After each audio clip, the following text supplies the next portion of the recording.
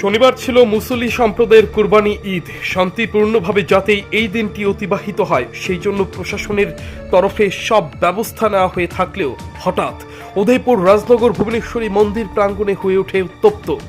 কারণ হিসেবে এলাকার বিশিষ্ট নাগরিকদের বক্তব্য, শনিবার মুসলিম সম্প্রদায়ের লোকজনদের কুরবানি ঈদ।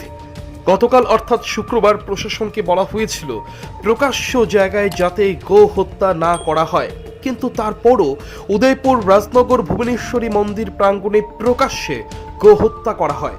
এই খবর পাওয়া মাত্রই এলাকার হিন্দু নাগরিকরা ঘটনাস্থলে ছুটে যায়। শুরু হয় কথা কাটাকাটি। একসময় পরিস্থিতি উত্তপ্ত হয়ে ওঠে। কিছু বাড়িঘর ভাঙার খবর আসা মাত্রই ঘটনাস্থলে বিশাল পুলিশ বাহিনী ছুটে যায়।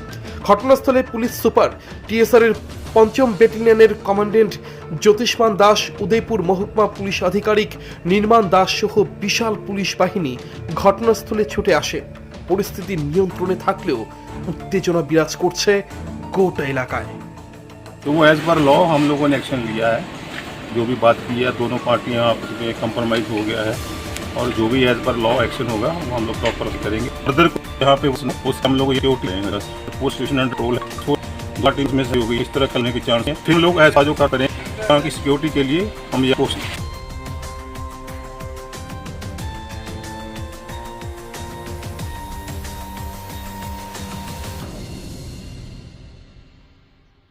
Report SD news media.